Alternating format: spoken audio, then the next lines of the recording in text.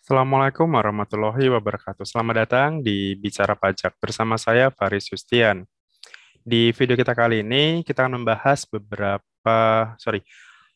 sebuah kasus yang biasanya sering terjadi apabila Anda seorang karyawan, tapi dalam 1 tahun Anda memiliki dua bukti potong karena Anda istilahnya bekerja di dua tempat gitu. Entah itu karena resign, kemudian dia bekerja kembali, atau dia memiliki dua bukti potong karena dia bekerja di dua perusahaan yang berbeda dalam satu waktu.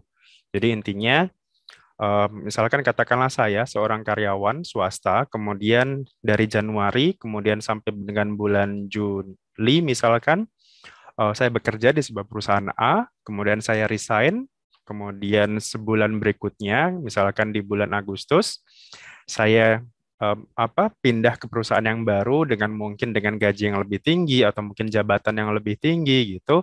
Kemudian nanti di akhir tahun dia juga mendapatkan bukti potong pajak ya. Jadi untuk seorang karyawan itu kan bukti potongnya namanya 1721A1.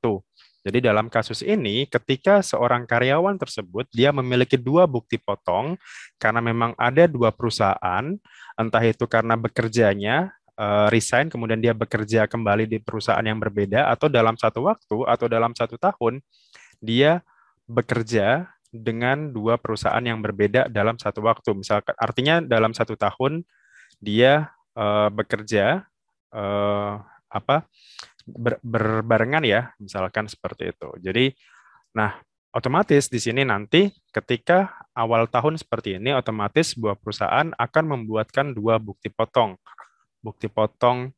yang perusahaan A dan juga perusahaan B juga akan membuatkan bukti potongnya gitu. Nah, kemudian seperti apa nanti pelaporan pajaknya? Nah, apakah nanti kemudian istilahnya apakah nanti nihil, kurang bayar, ataukah lebih bayar? Nah, nanti akan saya jelaskan kenapa bisa timbul yang namanya kurang bayar, kenapa bisa timbul yang namanya itu lebih bayar, dan bagaimana kalau misalkan kita lapornya nihil, seperti itu. Oke, saya akan share dulu bagaimana sebuah bukti potong itu.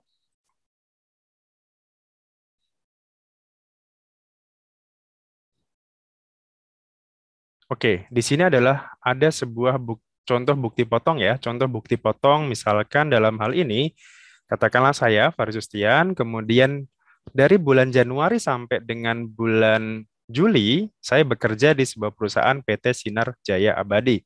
Dari bulan 1 sampai bulan 7 ya di sini. Kemudian di sini, ini adalah bukti potong saya, 1721A1 saya.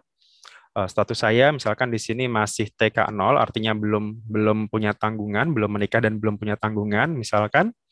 Kemudian di sini adalah penghasilan gaji saya selama 1 tahun, ditambah dengan tunjangan, premi, dan sebagainya. Artinya penghasilan bruto saya dalam 1 tahun adalah sebesar 54 juta sekian di sini. Kemudian ada yang namanya biaya jabatan. Biaya jabatan itu 5% dari penghasilan bruto, maksimal adalah 6 juta dalam 1 tahun. Jadi artinya di sini 2.744 ini hasil dari 5% dari penghasilan brutonya. Misalkan kalau ternyata hasilnya itu lebih besar dari 6 juta, maka 6 juta lah yang dipakai. Kemudian iuran pensiun dan iuran THT JHT ini biasanya kita ambil dari aturan BPJS Tenaga Kerja. Kemudian jumlahnya di sini adalah total pengurangnya ya, gitu. Biaya jabatan dan juga iuran pensiun. Satu lagi, biaya jabatan itu hanya diperoleh bagi yang karyawan tetap. Artinya misalkan kalau dia bukan pegawai atau pegawai tidak tetap, artinya dia tidak mendapatkan fasilitas biaya jabatan ini. Gitu. Jadi aturannya di aturan pasal 21, biaya jabatan hanya dikhususkan bagi Anda yang statusnya karyawan tetap di sini. Oke, kemudian setelah itu penghasilan bruto dikurangi pengurang namanya penghasilan neto. Penghasilan neto untuk Faris Justian dari bulan Januari sampai bulan Juli adalah sebesar 50.500.000 sekian. Kemudian setelah itu kita kurangkan dengan PTKP. PTKP untuk diri sendiri karena tadi ya statusnya masih TK 0, masih belum ada tanggungan dan belum menikah. Artinya PTKP-nya masih 54 juta. Di sini penghasilan neto dalam 1 tahun atau disetahunkan itu sebesar 50.564. Kemudian penghasilan tidak kena pajaknya 54 juta. Artinya di sini penghasilan kena pajaknya karena masih di bawah PTKP, maka pajak yang dipotong adalah nol gitu. Karena penghasilan saya dari Januari sampai bulan Juni itu belum mencapai 54 juta atau belum di atas 54 juta. Artinya saya belum dipotong pajak. Dan kenapa ini tidak disetahunkan? Maksudnya tidak disetahunkan itu artinya penghasilannya dikalikan berapa bulan dibagi dengan 12 ya. Nah, kenapa tidak seperti itu? Karena posisinya kan kalau disetahunkan itu kan hanya kalau misalkan dia pergi ke luar negeri atau dari awal tahun subjek pajak itu belum ada. Jadi belum ada kewajiban secara subjek pajak. Subjek pajak itu apa? Subjek pajak adalah orang yang tinggal di Indonesia dari awal. Jadi posisinya di sini karena saya warga negara Indonesia, artinya kan di sini dari awal tahun dari Januari itu status saya sudah menjadi subjek pajak gitu. Artinya saya sudah dikenakan PPh pasal 21 di sini. Nah, ketika saya resign di bulan 7, maka di sini ya sudah berarti sama. Jadi tidak perlu disetahunkan, tidak perlu dikalikan penghasilan sebulan berapa dikali 7 bulan dibagi 12 seperti itu, tidak perlu seperti itu. Atau kalau disetahunkan berarti dibalik ya, berarti eh, katakanlah penghasilan saya per bulan itu 7 juta, kita kalikan 12 dibagi dengan 7 bulan gitu. Jadi itu kalau disetahunkan gitu. Cuman karena di sini posisi saya itu adalah subjek pajak dalam negeri, saya sudah tinggal di Indonesia dari sejak awal tahun, maka tidak perlu disetahunkan. Artinya, ya sudah, penghasilan saya sebulan itu misalkan 7 juta, ya berarti 7 juta kali 7 bulan saja. Gitu. Jadi kurang lebih seperti itu ya. Kenapa perbedaan antara setahun atau disetahunkan. Jadi posisi di sini dia tidak disetahunkan. Jadi cukup per bulan gajinya berapa, kita kalikan berapa lama dia bekerja. Gitu. Oke. Ini adalah bukti potong yang pertama. Posisinya itu dia tidak dipotong pajak. Kenapa? Karena masih di bawah 54 juta di sini. Oke, berikutnya kita masuk ke bukti potong yang kedua sekarang. Bukti potong yang kedua, misalkan tadi ya, saya resign, kemudian di bulan 9 saya applied ke beberapa perusahaan, kemudian ternyata diterima. Sekarang saya kerja di Sinar Citra Nusantara. Kalau tadi kan di sini dia bekerjanya di Sinar Jaya Abadi ya. Ini perusahaan fiktif aja. Nah, misalkan yang kedua, dia bekerjanya di Sinar Citra Nusantara. Dari bulan September di sini dari bulan 9 sampai dengan bulan 12. Asumsinya bulan 8 itu dia tidak bekerja ya. Kan kalau tadi bukti potong yang pertama di sini kan 01 sampai 07 dia bekerja dari bulan Januari sampai bulan Juli. Misalkan katakanlah bulan Agustus dia masih nyari-nyari pekerjaan sampai dia ketemu sampai dia diterima di Sinar Citra Nusantara ini dari bulan 9 sampai bulan 12 gitu. Oke, statusnya masih sama, masih TK0 di sini belum ada tanggungan. Kemudian nah, berikutnya misalkan karena kenapa dia resign? Misalkan katakanlah memang di tempat yang baru ini penghasilannya lebih tinggi, gajinya lebih tinggi misalkan. Anggaplah sekarang penghasilan setahunnya, kita anggap setahun ya di sini dari bulan September sampai bulan Desember itu selama kurang lebih berarti berapa bulan ya? 9, 10, 11, 12, sekitar 4 bulan itu dia menerima penghasilan gajinya adalah sebesar 60 juta. Ditambah dengan premi asuransi, kemudian tunjangan dan sebagainya di sini bonus 30 juta. Artinya penghasilan kotornya dia itu sebesar 92 juta di sini. Jadi ini di total semuanya. Kemudian tadi ya sama biaya jabatan adalah 5% dari 92 ini. Artinya di sini sebesar 4.636.200 rupiah. Iuran pensiun atau JHT ini anggapnya masih sama, masih apa namanya? Masih ini sesuai dengan BPJS Tenaga Kerja ya gitu. Ini saya nggak tahu persentasenya berapa, cuman anggaplah ini sesuai dengan persentase yang sesuai dengan BPJS Tenaga Kerja. Oke, pengurangnya totalnya berarti 4 juta ditambah 1.800.000 ini hasilnya adalah 6.436.200 rupiah. Penghasilan neto berarti penghasilan bruto dikurangi dengan pengurang ini. Hasilnya adalah penghasilan netonya sebesar 86.287 sekian rupiah di sini, 800.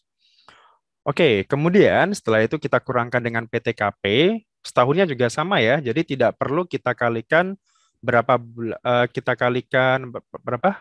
12 dibagi dengan berapa bulan dia bekerja gitu. Karena kita anggap eh, dia sudah menjadi subjek pajak dalam negeri dari sejak awal tahun gitu. Artinya ini sama aja gitu, tidak perlu disetahunkan.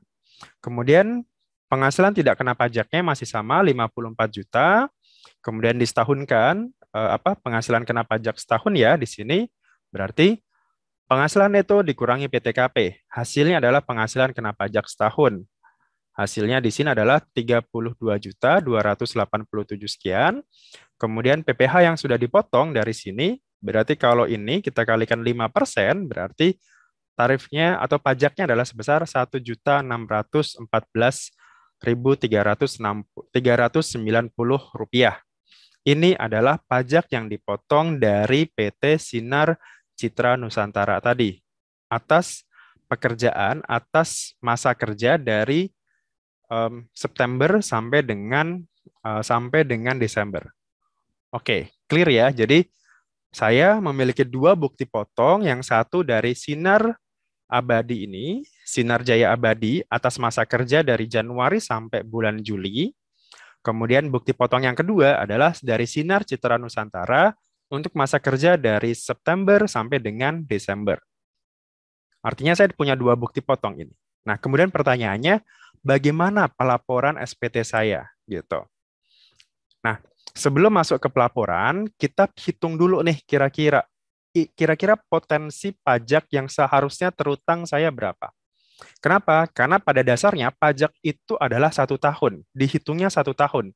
Dihitungnya dari Januari sampai bulan Desember. Sementara kita kan punya dua bukti potong ya. Bukti potong yang satu dari Januari sampai Juli, bukti potong yang kedua itu dari Februari, dari mana? Dari September sampai Desember. Anggaplah Agustus ini nggak ada pendapatan gitu. Kita dari tabungan saja misalkan. Oke, kalau seperti itu kita balik ke Excel kita coba hitung berapa potensi pajak yang seharusnya terutang ya, yang seharusnya terutang berapa gitu.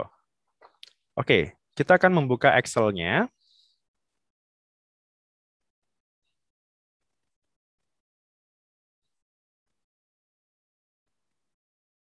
Oke, kalau tadi dua bukti potong, sekarang kita akan membuka Excel penghitungannya ya. Gitu. Jadi kita harus menghitung lagi kira-kira potensi kita kira-kira berapa sih PPh kita sebagai karyawan yang seharusnya terutang gitu. Jadi kalau misalkan ternyata nanti hasilnya itu nihil, ya sudah berarti apa yang sudah dipotong oleh perusahaan, baik itu di perusahaan yang satu maupun di perusahaan yang kedua, itu sudah sama, sudah clear.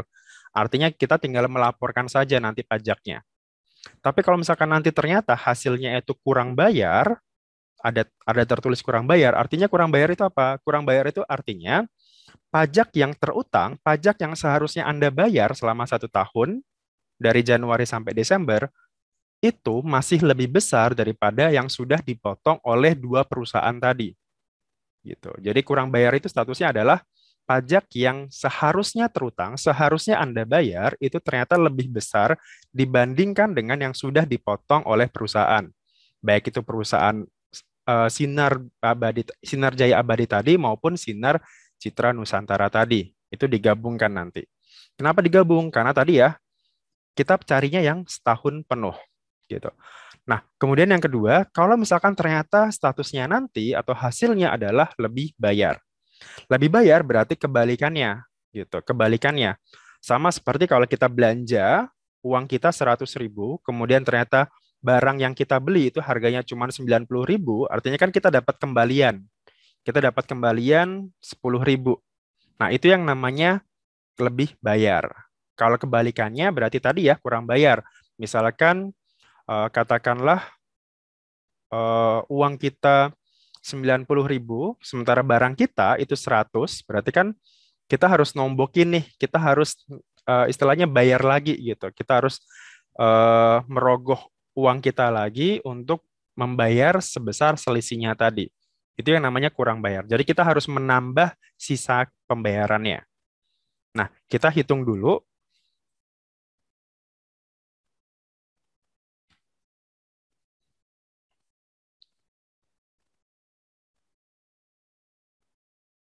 Oke, di sini adalah Excel-nya. Jadi kita hitung dulu ya. Pertama, kita harus mencari tahu dulu berapa sih penghasilan masing-masing tadi.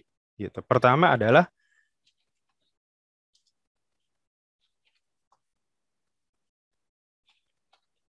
penghasilan setahun ya. Kenapa? Karena tadi pada dasarnya kita harus menghitungnya selama 1 tahun. Yang pertama tadi dari PT Sinar Jaya Abadi. Dan yang kedua adalah dari PT Sinar Citra. Ini sekedar fiktif aja ya. Jadi kalau misalkan mohon maaf kalau ada perusahaan yang sekiranya sama itu hanya kebetulan belaka. Oke, kita cek lagi di sini.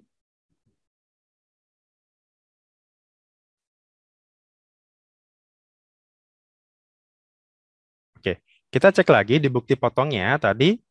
Yang kita cari apa? Yang kita cari adalah langsung penghasilan bersihnya saja. Jadi pendapatan bersihnya masing-masing ini berapa? Misalkan di sini pendapatan bersihnya dari PT Sinar Jaya Abadi adalah sebesar ini tadi ya, 50 juta 90 ini, 50 juta 500 ini ya, 564.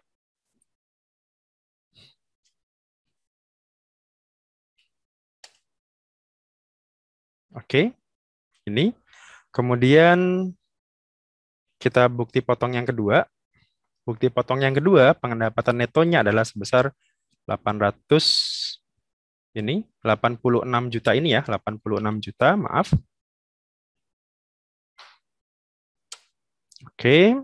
Nah, ini adalah pendapatan bersih setahun ya, penghasilan neto setahun. Oke. Dari penghasilan neto setahun ini kita jumlahkan.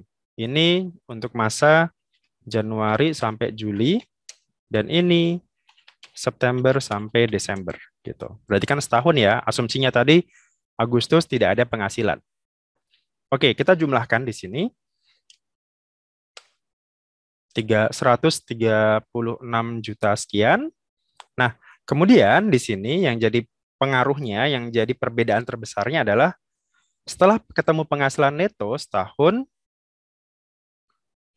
kita kurangkan dengan penghasilan tidak kena pajak tadi. Nah, penghasilan tidak kena pajak. Kita tahu ya, di masing-masing bukti potong di sini, di masing-masing bukti potong itu ada dua, ini ada PTKP. Jadi di Sinar Jaya Abadi ada PTKP sebesar 54 juta, di bukti potong yang kedua juga ada sebesar 54 juta. Nah, inilah yang menjadi perbedaan utama, yang nantinya pasti ada selisih gitu. Selisihnya nanti bisa lebih bayar, bisa kurang bayar ya. Kita cek lagi.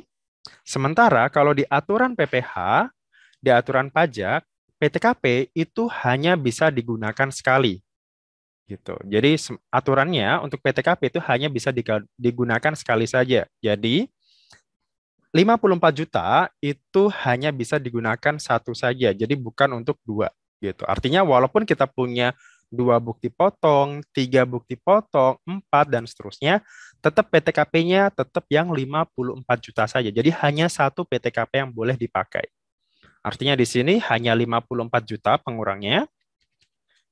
Jadi bukan 54 juta kali dua gitu ya. Tidak.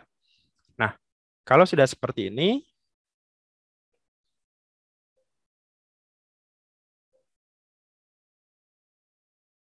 oke, dari penghasilan neto dikurangkan dengan penghasilan tidak kena pajak, namanya adalah penghasilan kena kena pajak di sini. Oke, penghasilan kena pajaknya berarti penghasilan neto kita kurangkan dengan PTKP. Hasilnya adalah 82.852.125. Oke. Pembulatan. Jadi aturannya kalau penghasilan kena pajaknya ini belakangnya ini ratusan, misalkan 125, 950 sekian gitu, tetap pembulatan kita singkatnya di sini PHKP ya. Jadi penghasilan kena pajak itu biasanya saya singkat dengan PHKP. Karena kalau PKP itu nanti rancu dengan pengusaha kena pajak, jadi lebih suka saya sebutnya adalah PHKP. Nah, PHKP pembulatan itu artinya di sini 82 di sini dikurangi dengan 125 ya. Jadi kita kurangkan yang ininya kita buang, yang pokoknya ribuan ke bawah. Jadi pembulatan ribuan ke bawah. Jadi kalau misalkan di sini angkanya 999 pun tetap yang 999-nya itu tetap kita buang. Jadi ini sebuah fasilitas ya gitu. Oke, dari sini penghasilan kena pajak kita kalikan dengan PPh terutang pasal 17 Undang-Undang PPh ya, Undang-Undang PPh. Yang mana di sini tarifnya, karena di sini ada 82, artinya dia mengikuti bracket yang kedua. Kan kalau di pasal 17 itu kan ada beberapa layer ya, atau ada beberapa bracket, 0 sampai 50 itu tarifnya 5%, 50 sampai 250 itu 15%, 250 sampai 500 juta itu 25%, dan di atas 500 juta itu 30%. Yang nanti di tahun ini, setelah adanya Undang-Undang HPP, pasal 17 ini akan berubah. Nah, berubahnya seperti apa, itu silakan Anda bisa lihat di video saya yang lain terkait perubahan tarif pasal 17 terkait untuk PPh orang pribadi ya gitu. Jadi bracketnya dinaikkan sedikit dari yang awalnya 0 sampai 50 menjadi 0 sampai 60. Oke. Nah, berarti di sini ada dua layer ya. Yang pertama layer 5% dan yang kedua adalah layer 15%. Di sini kita kalikan maksimalnya adalah 50 juta. Sementara di sini adalah sisanya ya, berarti 82 juta ini dikurangkan dengan 50. Di sini artinya tinggal kita kalikan saja masing-masing. Ini kita kalikan, ini juga kita kalikan 15. Oke, baru nanti ini kita total. Nah, maka pajaknya adalah sebesar 7.427.800. Ini adalah PPh terutangnya. Oke. Nah, PPh terutang, PPh yang seharusnya dibayar ya, PPh yang seharusnya dibayar dalam 1 tahun dari penghasilan total sebesar 136 juta ini. Oke, nah kita balik lagi ke bukti potong tadi. Ada yang namanya kredit pajak, PPh pasal 21, dari Bupot PT Sinar Jaya Abadi tadi ya, itu tadi nilainya kalau kita lihat di sini, bukti potong yang pertama dia tidak dipotong pajak, artinya bukti potongnya 0, sementara bukti potong yang kedua itu nilainya sebesar 1.639.000. Oke, kita masukkan di sini. Yang ini tadi 0, yang kedua di sini hasilnya adalah segini. Ini tadi dari Bupot PT Sinar Citra Nusantara. Oke. Kita jumlahkan totalnya.